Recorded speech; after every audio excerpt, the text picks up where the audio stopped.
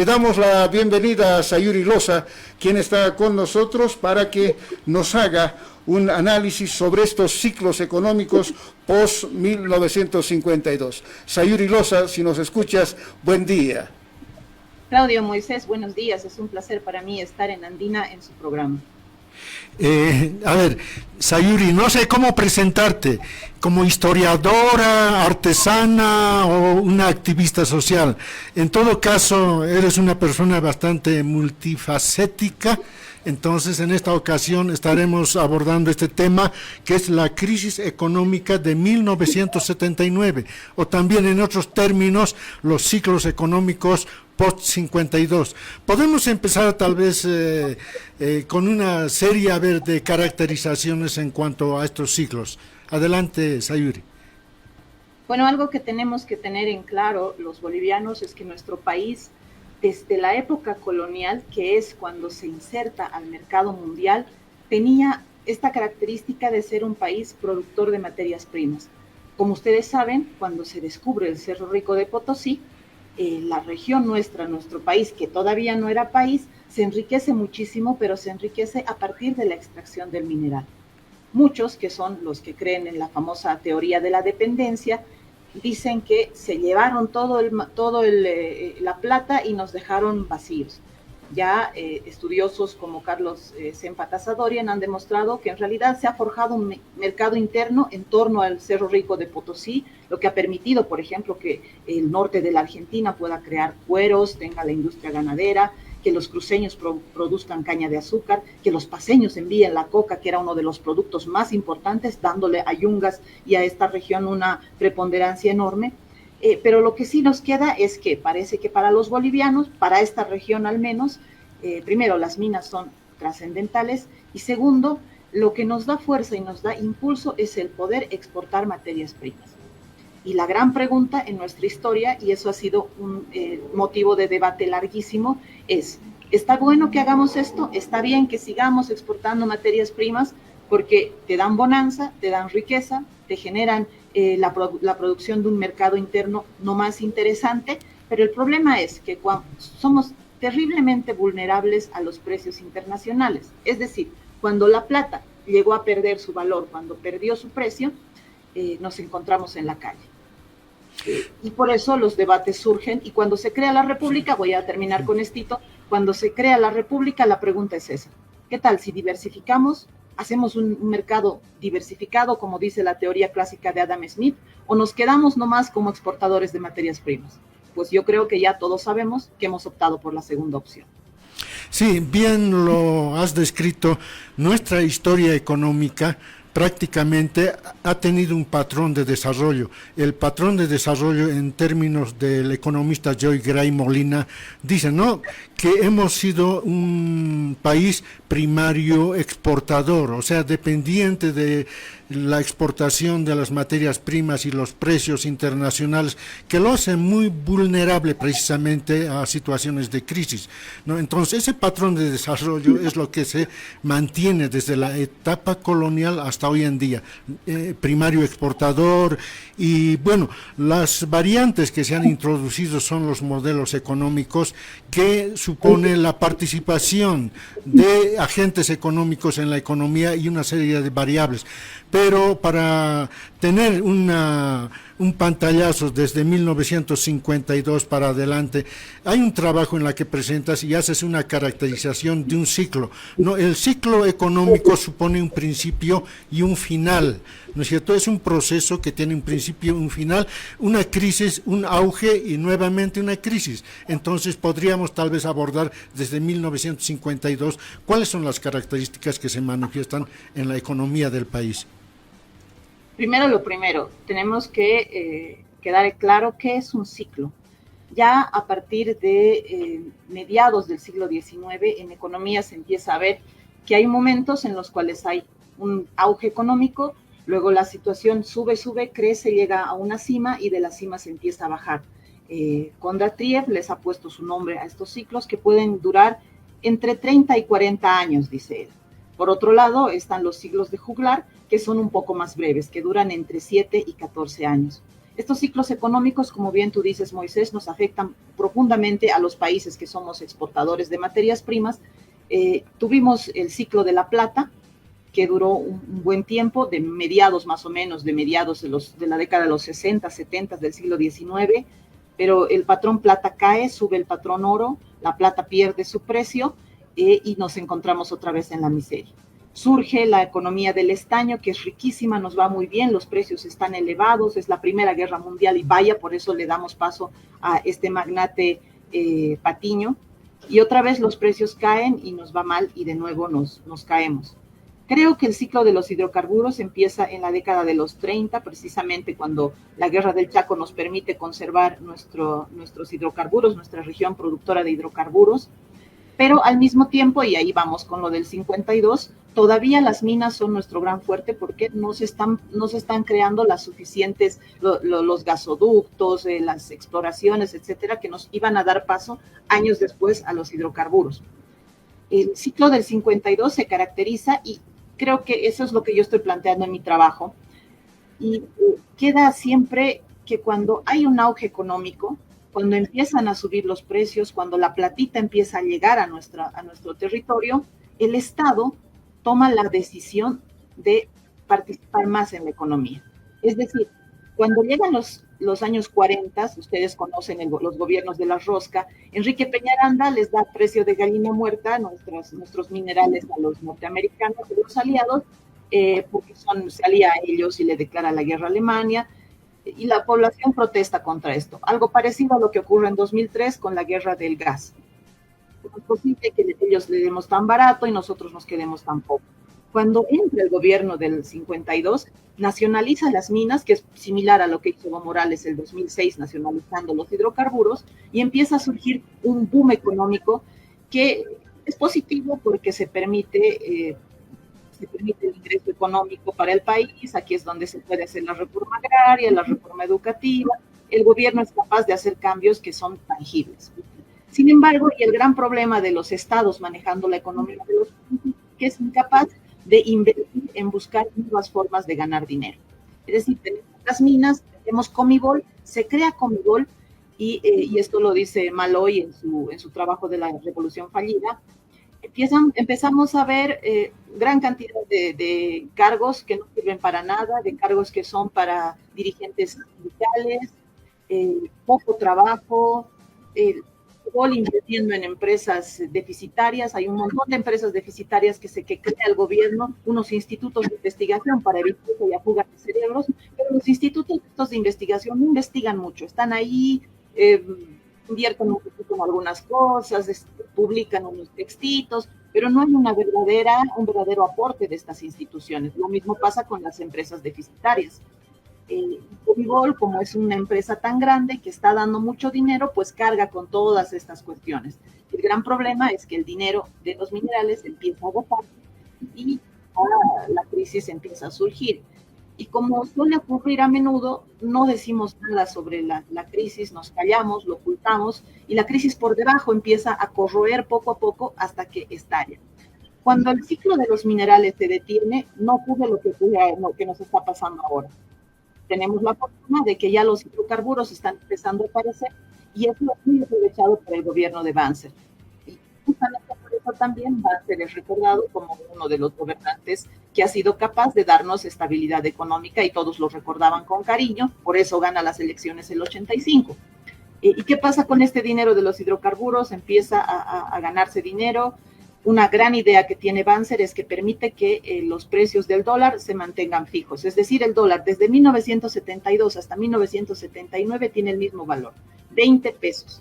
Y estos 20 pesos permiten que se pueda comprar automóviles, que se pueda comprar repuestos, que se pueda ingresar mercadería muy barata, porque el dólar está barato, porque está estable, que el peso boliviano se fortalezca. Y al mismo tiempo, el gobierno sigue invirtiendo en empresas deficitarias, sigue invirtiendo en institutos, y hay una subvención a los hidrocarburos. Para el momento, en 1972, un barril de petróleo costaba $20 en el mercado común, pero Bolivia lo daba subvencionado a $11.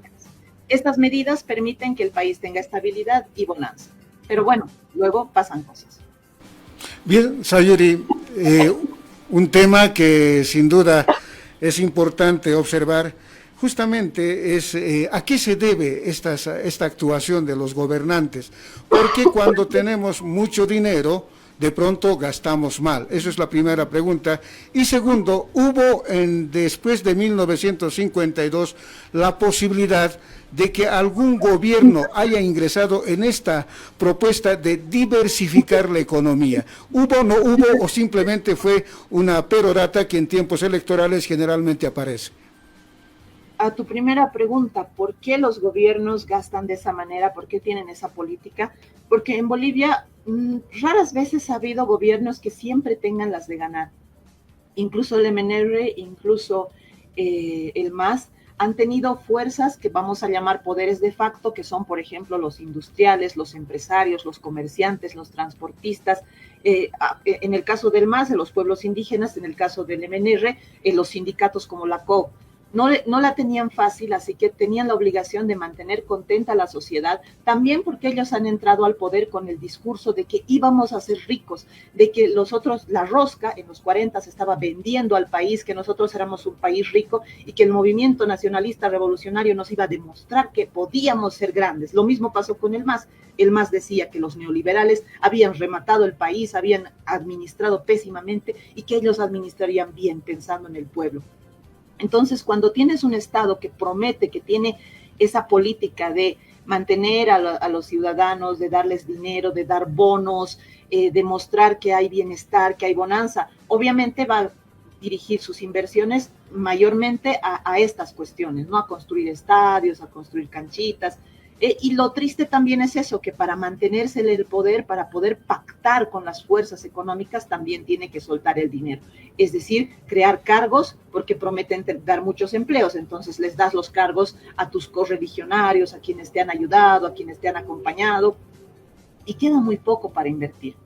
Sobre tu pregunta, si ha habido algún gobierno que ha intentado diversificar, ha habido pequeños intentos. El mismo MNR en determinada época ha intentado invertir, cambiar la matriz, se ha tratado, por eso justamente en el 93 tienes el famoso desarrollo alternativo del MNR, que trataba de dar crecimiento económico. Tienes el otro intento muy importante del MNR en los 50, que se llama la Marcha al Oriente. Con la Marcha al Oriente se intentaba colonizar precisamente las tierras orientales, permitir que haya ahí ganado, que se pueda sembrar alimentos, y precisamente eso nos ha permitido ahora tener el boom de los ganaderos y el boom de los empresarios de la soya. Esa es una economía alternativa que más o menos funciona. El problema es que tiene una carga ecológica muy fuerte, por eso las quemas y todo lo demás, pero esa ha sido una forma de diversificar. Sin embargo, muchos de los intentos que ha habido, por ejemplo, Claudio, tú tienes el conocimiento de esta planta de Infol, de estas empresas que trataban de trabajar con los camélidos, ha habido, pero siempre han sido infructuosas. ¿Por qué? Porque ¿qué prefiere una persona? ¿Qué prefiero yo? Prefiero, por ejemplo, sembrar bananos en el Chapare, que me van a dar una ganancia mínima, que voy a tener mi economía de pan llevar, o prefiero sembrar coca, y la coca me va a permitir tener ganancias suficientes porque sabemos para qué va la coca, y prefiero yo ser cocalera, tener mi cato de coca, hacer crecer, y con eso me puedo comprar, como Leonardo Loza, un Lamborghini. Entonces también es una cuestión social, económica, socioeconómica. Muy difícilmente vamos a querer aceptar nuevas formas de ganar dinero si estas no están tan eficientes y tienen tan poca inversión como las otras. Y ojo, que hay que hablar también de la coca, ¿no? La coca es uno de los productos que más nos está haciendo crecer, pero que por su ilegalidad, por la ilegalidad que tiene el producto en el que deviene, pues no se puede mover mucho, y por eso es que ha habido quienes han propuesto legalizar el narcotráfico. Bien, en nuestra historia hemos tenido una serie de vaivenes entre lo que viene a ser una economía estatista y una economía liberada a las fuerzas del mercado, ¿no? Entonces, en esa situación, actualmente nos encontramos en una especie de una crisis de un modelo, un tipo de modelo que ha priorizado una economía que es estatista, donde la inversión pública es fundamental. ¿no? Y se da muy poco paso a lo que viene a ser la inversión privada. La inversión extranjera directa, mucho menos, no ha sido capitalizado, no ha sido atrayente por una serie de condiciones que tiene el país que no le da seguridad jurídica. Y bueno, estamos en esa situación en este momento, ¿no? Entonces, en cada país siempre se va conjugando lo que viene a ser el Estado y el mercado, ¿no? Entonces, en ese sentido, hay algunas frases que, por ejemplo, dicen Estado lo necesario y economía de mercado hasta donde sea posible. ¿Cuál es lo que tendría que ser pertinente en este momento histórico que estamos prácticamente en una crisis, Sayuri? Sobre el debate del proteccionismo versus el libre cambio, creo que la historia nos ha demostrado que ambos pueden ser bastante bien trabajados y ambos pueden ser eficientes. Por ejemplo, la economía más proteccionista del mundo es saliendo de estas cubanas que no son proteccionistas, pero no permiten el ingreso de cosas extranjeras por su inclinación ideológica, pero Turquía es una economía proteccionista que no ha permitido, por ejemplo, que China meta mercadería. Los turcos producen desde su alimento hasta su vestimenta, pasando por sus maletas, su industria, terminando en las novelas turcas que ven nuestras esposas y nuestras mamás en la casa. Y es una economía que funciona perfectamente. Ellos comercian, exportan, pero protegen su territorio terriblemente. Cualquiera que vaya a Turquía va a ver que es el único país en el mundo que no tiene cosas made in China, hechas en China, que se están vendiendo. Y funciona. Podemos hablar de muchos ejemplos de países librecambistas que están abiertos a la exportación, a la importación, etcétera, y también funcionan. El problema es que nosotros supeditamos nuestras teorías económicas a la teoría ideológica. Somos tontos. ¿Por qué? Porque tomamos y decimos, no, es que nosotros no vamos a permitir que los yanquis vengan y decidan por nosotros, así que vamos a cerrarnos a ellos, que se vayan, no vamos a trabajar. Un gran error que ha cometido el Estado boliviano, por ejemplo, es romper relaciones con Israel, porque estamos a favor de Palestina. Una guerra que está pasando hace tiempo y que a nosotros no nos afecta en nada, pero los turistas que venían a Bolivia eran principalmente israelitas porque les gusta el Madidi, que hay un libro que se ha escrito sobre esto que atrae turistas. Pero nosotros, como nos peleamos ideológicamente, le cerramos la puerta a los israelitas y ahora el turismo en el Madidi está decayendo terriblemente. Entonces, fíjense, no se trata tanto de ser librecambista o proteccionista, sino de cómo supeditamos a las ideologías. Les vamos a cerrar la puerta a los israelitas porque son nuestros enemigos, porque los maltratan a los palestinos y nosotros que tenemos conciencia no vamos a permitir. ¿Y de qué nos sirve eso? ¿De qué nos sirve? Los palestinos nos dan algo a nosotros, nada. Pero por otro lado le abrimos la puerta a los chinos porque ellos son de los comunistas, del maoísmo y no sé qué, que vengan y que trabajen. ¿Y trabajan bien? No, se están llevando nuestro oro y nos están dejando contaminación. Entonces, en ese sentido, creo yo que estamos mirando mal. Económicamente, en estos momentos, ¿qué necesitamos? ¿Cuál es la única salida? No hay de otra. Préstamo del FMI, nadie más nos va a querer prestar. Y no es un préstamo como te prestan, ya toma para comprar gasolina. Es un préstamo que nos están haciendo para que nosotros tengamos que hacer un cambio estructural en la economía. No más subvención a los hidrocarburos, no más de tipo de cambio fijo y quizás lo que le duele más a la economía del Chapare, no más producción de coca, va a tener que ir la de... Bien, Sayuri. Está bien, continúa. No hay más, perdón. Sí, ahí terminamos. Bien, lo siguiente, estamos más o menos señalando que el ciclo de las ideologías habría terminado ante esta realidad que se observa no solamente en el país, sino en el mundo. Esa es una primera percepción que podemos señalar. Lo segundo es, ¿a partir de qué momento la informalidad crece en nuestro país? Hoy reflejan varios estadistas y que estamos en un 85% de informalidad. ¿Creció, descendió o definitivamente esa era una constante en nuestro país? Ese detalle para ir precisando si vamos en esa corriente o definitivamente podemos cambiar y hacer que estos informales ingresen en la informalidad. La informalidad es una realidad que existe en nuestro país desde la época colonial. los mineros que iban a la mita cada año llevaban a sus esposas y sus esposas iban a vender productos, un poco de la plata que se sacaba en el mercado negro. Entonces, siempre ha habido informalidad, siempre ha tenido que ver con el comercio, porque puede haber informalidad en otros rubros, pero en nuestro caso la informalidad en el comercio es la clave, y ha existido y ha coexistido y ha ido aumentando precisamente debido a las crisis económicas. En Oruro, por ejemplo, cuando hubo la gran crisis de la plata a mediados del siglo XIX, todos los mineros se vuelven comerciantes. En los años 80, ustedes saben, mucha gente que ha terminado siendo relocalizada de las minas se ha dedicado a ser comerciante. Y son comerciantes informales. ¿Por qué? Porque hay la idea en el boliviano de que si yo pago impuestos, ¿para qué pago impuestos? Para que se pague a los diputados, que es plata que no llega al pueblo.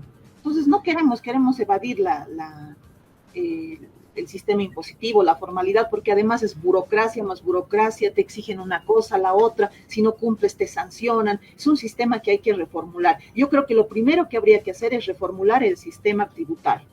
Y de esa manera decidimos hacer una formalidad más laxa, no una formalidad con tantos requisitos que se necesita, que hay que dar, que hay que pagar, que hay que exceder, que cada quien pague lo justo y que cada quien pague de acuerdo a sus ingresos. Yo creo que ahí radica el problema. La informalidad para mí tiene la justificación porque la formalidad es demasiado inalcanzable y la sociedad ha buscado mecanismos para poder acceder a la ganancia suficiente, a poder tener valor. Y no es que no quieren pagar, porque, por ejemplo, los informales, a ver, los vendedores, ¿a quiénes le pagan? Le pagan al sindicato que te permite sentarte.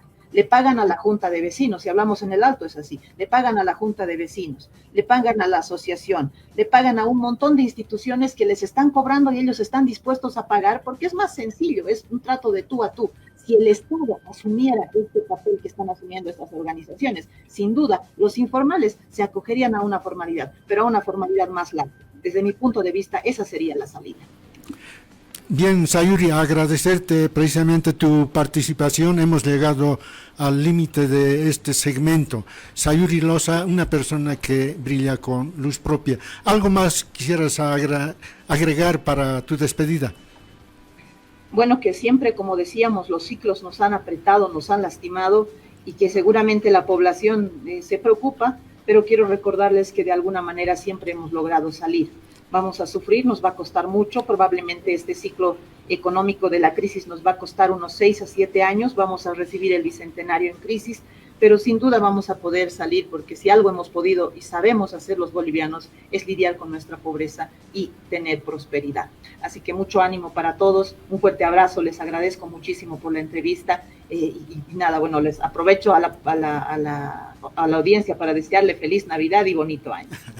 Bien, Sayuri, muchas gracias. Extensivo para todos quienes nos ven y nos escuchan a través del sistema de comunicaciones Andina y el programa Revisiones. Hasta pronto, Sayuri. Adiós, muchas gracias. Un abrazo.